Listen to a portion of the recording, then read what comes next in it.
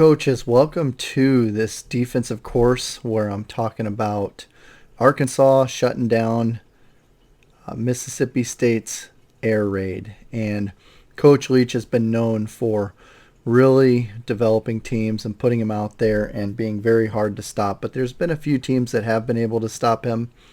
And while granted, Mississippi State does not have the kind of team that, or the caliber of team that you would think they would have, or that he has had in the past, it's still a tough offense to shut down, especially if they've got ball players. So that's why I thought a deep dive into Arkansas's defense, where they did shut them down, would be very interesting. And so this is our first defensive course, and I thought I'd get it going with showing what Arkansas's defense did and drawing up the offensive plays, drawing up defensively how Arkansas adjusted.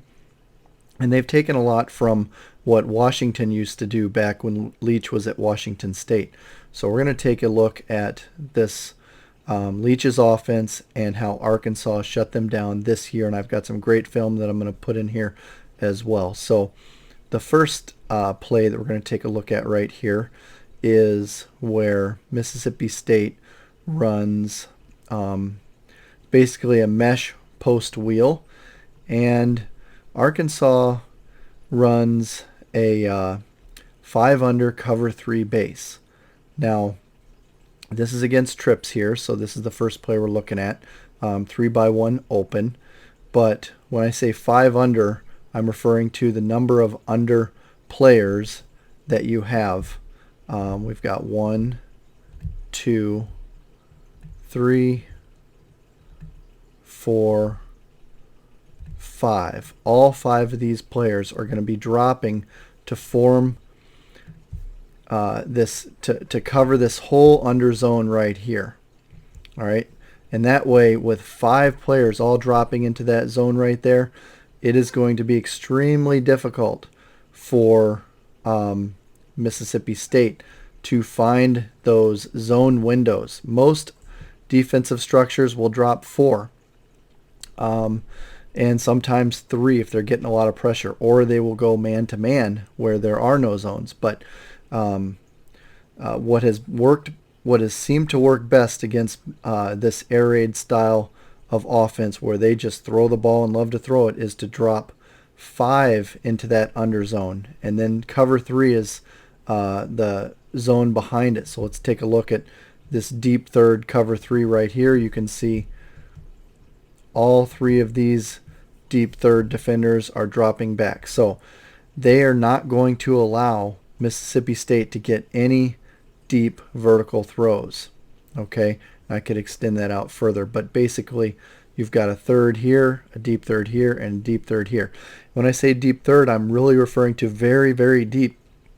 Most of the times when when Arkansas's free safety lined up, he was 15 to 20 yards back. Now, we're talking Division I football where you've got fast receivers. So I would equate this at the high school level to, about 12 to 15 yards. Okay, he's pretty deep. Same with the front side corner and the backside corners. Even if they're uptight, they are rolling deep, rotating deep into their zone. So they are not looking to get beat over the top at all. And they might even show, kind of a tight pressure up within 2 to 3 yards. But on the snap, they are bailing hard, and they are making sure that nobody ever gets behind them. So the whole philosophy is nobody's going to beat us deep. We're going to make a play on all those throws. And the underneath, we're going to clog up all the zones. And not only are they going to clog them up, but they're going to drop pretty deep in these under zones. Okay? So they want all crossers in front of them. They don't want anybody behind the under zone, because once they get behind you in this under zone here, for example, if this mic doesn't drop and that mesh comes across, he doesn't know where that guy's sitting up. Is he sitting up here? Is he continue going? Did he stop here? Because he can't see him. So you've got to drop to get depth so you can see the crossers in front of you, and then you're going to break on the ball and make a play. And that's what Arkansas did. So in this 5 under cover 3 base right here, you can see They had three rushers that rushed the edges to contain the quarterback, try and keep him from sprinting out to the outside. The nose rushed up the middle, and he had a two-way go. He could go either side, either A-gap this side, or he could go A-gap this side. Either way, he's trying to apply pressure. If he applies pressure to the right side, that might free up the right end a little bit because then he's got a one-on-one matchup. Sometimes he just went head on into the nose and tried to bull rush him into the quarterback. Sorry, the nose went head on into the center. Sometimes he would go one way or the other way. And they play some games up here that I'll get into in some of my other breakdowns. But the basic idea is they're applying pressure with three rushers. All right. Then we have the corners. They're dropping to their deep third, free safety, deep third. We've got our strong safety here is going to sit into the curl zone window right here. Our back is going to, or our buck is going to fly out to the flat. Our left and our right, or Lucky and Ricky, are going to be dropping to the flat here and the hole for the Lucky. And our Mike is going to drop to the curl. So when you've got 5 zones across, all right, really what you are looking at here is you have a middle zone that you call the hole, which is right here. You have a curl zone, which is about off the hashes here, just inside the hash, outside the hash. And then you have outside the hash, this is your flat zone here. So you fill all these zones up, give your guys all of their responsibilities. You have 5 underneath zones all covered, just like that. Okay, so that's the base of the 5 under cover 3, and you see they ran the mesh route here underneath, kept them in front, and then the post and the wheel. The way they played this was the corner's going to press the post until he sees the wheel coming behind him, and he's going to baseball turn around and make sure he stays over the top of that deepest and widest.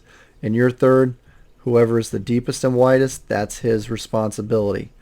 All right, so if you got a post coming in and somebody coming outside, he's no longer the widest. Now the wheel route is the widest. You've got to get back over the top of him here. Free safety will be dropping, and he will be spying both sides, looking for anyone coming into the middle hash zones. He's also got an eyeball on the quarterback, watching for his read as well. So he can pick up that post route right over here on the hash right here. So they've kind of got to hand that off to each other. So this was the 5 under cover 3 base that they ran against trips, and this is what it looked like against mesh wheel. Let's take a look at some of the video of this play here. All right, so as I showed you before, get some of these routes drawn in here. So we had a post here. Let's see, what else do we have here? Let me take a quick peek at it here. All right, so we had a post, we had a wheel, post wheel, and then we had our meshers coming across here underneath, and our back was out to the flats here. Okay, so let's watch how it goes here.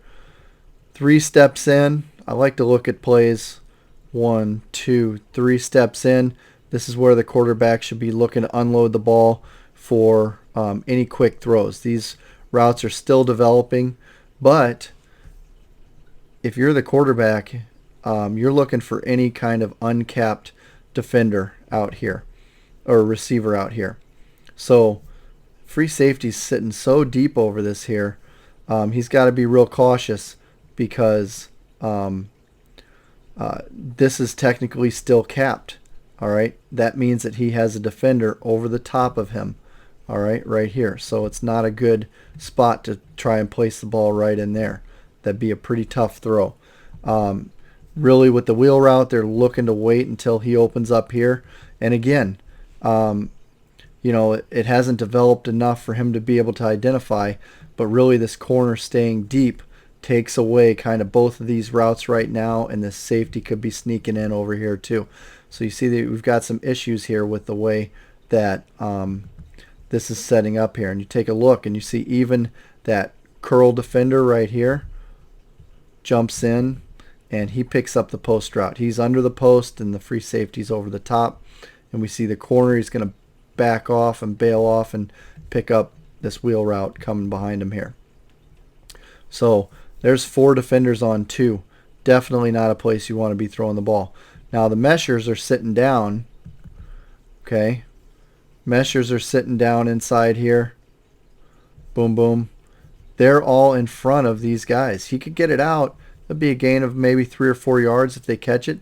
This is where talent comes in. You have guys that are playmakers that can catch a ball and get extra yards, and Mississippi State did not. All right, what's he end up doing? He does take a chance. He goes for the post route. You can see the ball's coming out. And by the time it gets to him, you're seeing you've got under coverage and over coverage on him right here. So he's top and bottom. Not a very safe throw. Ill-advised. Ill-advised. Probably his safest bet would have been to check all the way down to the back down here and let him get what he can, or go to one of the meshers underneath here.